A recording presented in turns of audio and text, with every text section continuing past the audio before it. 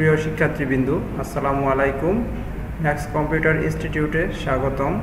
আজকে আমরা যে টপিকটি নিয়ে আলোচনা করব সেটা হচ্ছে হোম মেনু থেকে text align, line spacing, shading, bullets, numbering, styles, find and replace সম্পর্কে আলোচনা করব। প্রথমে মাইক্রোসফট ওয়ার্ড অফিস অ্যাপ্লিকেশনটি ওপেন করে নিই। ওপেন করার পর হোম মেনু থেকে সাপোজ আমি এই প্যারাগ্রাফটাকে সেন্টারে নিতে চাচ্ছি, সেক্ষেত্রে আমার প্রথমে এই প্যারাগ্রাফটাকে সিলেক্ট করতে হবে। সিলেক্ট করার পর প্যারাগ্রাফ অপশন থেকে সেন্টারে ক্লিক করব, তাহলে এটা সেন্টারে চলে যাবে। এছাড়া যদি আমি চাই এটা রাইট সাইড থেকে শুরু হোক, সেই ক্ষেত্রে এটা রাইটে ক্লিক করব, রাইট থেকে শুরু হবে। এছাড়া যদি চাই যে আমি এটা দুই দিকে সমান হোক, এই সাইড দুই সাইড সমান থাক, সেক্ষেত্রে আমার জাস্টিফাই বাটনে ক্লিক করলেই হবে।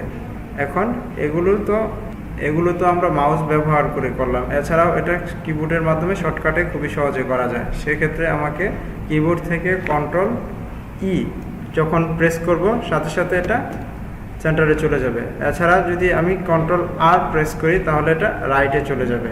আর যদি আমি কন্ট্রোল এল প্রেস করি, সেক্ষেত্রে এটা লেফটে চলে যাবে। আর যদি দুই দিকে সমান করতে চাই, সেক্ষেত্রে কন্ট্রোল প্লাস যে বাটন ক্লিক করব, তাহলে এটা জাস্টিফাই হয়ে যাবে।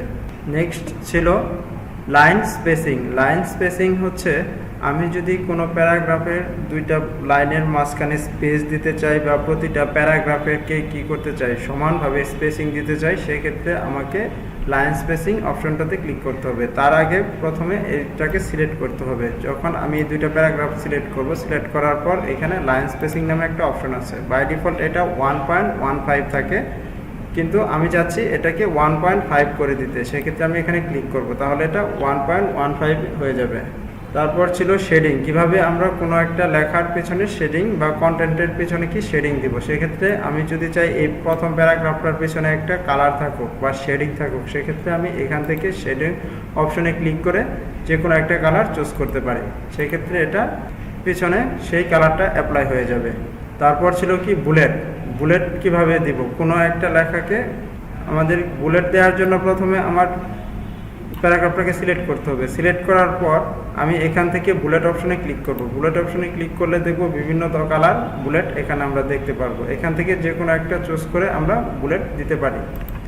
আর যদি নাম্বারিং করতে চাই, সেই ক্ষেত্রে এটাকে আবার সিলেক্ট করব। সিলেক্ট করার পর নাম্বারিংকে ক্লিক করে এখান থেকে নাম্বারে ক্লিক করলে নাম্বার দেওয়া যাবে। আর স্টাইল দিতে চাই, যদি আমরা আমাদের পেজের কন্টেন্টগুলোকে সুন্দরভাবে সাজাতে চাই বা বিভিন্ন ধরনের স্টাইল অ্যাপ্লাই করতে চাই, সেই ক্ষেত্রে এটা পুরোটাকে সিলেক্ট করব। সিলেক্ট করার পর এখান থেকে বিভিন্ন ধরনের স্টাইল আমরা দেখতে পারবো। এখানে ক্লিক করলে কি হবে, বিভিন্ন ধরনের স্টাইল দেওয়া যাবে। এছাড়াও যদি স্টাইল চেঞ্জ অপশনে ক্লিক করি, এখান থেকে মূলত আমি বিভিন্ন ধরনের স্টাইল দিতে পারবো। দেন ছিল ফাইন্ড অ্যান্ড রিপ্লেস অপশন। এটা কিভাবে কাজ করে সেটা বোঝার জন্য আমাদের ফাইন্ড অ্যান্ড রিপ্লেস অপশনে ক্লিক করতে হবে। এখানে যখন ক্লিক করব, তখন এখানে লেখা আছে ফাইন্ড হোয়াট, তার মানে আমি কি চাচ্ছি। আমি চাচ্ছি দি লেখাটা এখানে কতবার আছে। সেক্ষেত্রে আমি রিডিং হাইলাইটে যদি ক্লিক করি, তাহলে আমার ডকুমেন্টে কতগুলো দি লেখা আছে সকলগুলো কি হবে, হাইলাইট হয়ে যাবে। এটা হচ্ছে ফাইন্ড হোয়াট, মানে আমি কি চাচ্ছি। এখন যদি রিপ্লেস করতে চাই, আমি চাচ্ছি দি যেখানে যেখানে আছে সেখানে দি না হয়ে টু হবে। সেক্ষেত্রে আমি কি করব, ফাইন্ড হোয়াটে দি রেখে রিপ্লেস উইথে টু লিখে দেব। টু লিখে দেওয়ার পর কি করব, রিপ্লেস অলে ক্লিক করলে সকল জায়গায় যেখানে যেখানে দি ছিল ঠিক সেই জায়গায় কি হয়ে যাবে, টু হয়ে যাবে। যেখানে যেখানে দিয়েছিল সেই জায়গায় কি টু হয়ে যাবে। আর গো টু হচ্ছে আমি যদি চাই যে এখন আমার এখানে দেখা যাচ্ছে যে 5টা পেজ আছে, এখন আমি 4 নম্বর পেজে যেতে চাচ্ছি, সেক্ষেত্রে এখান থেকে কি করব, 4 লিখে গো টু অপশনে ক্লিক করব, তাহলে আমাকে সে 4 নম্বর পেজে নিয়ে যাবে। আজকের ক্লাসে মূলত এটুকুই ছিল।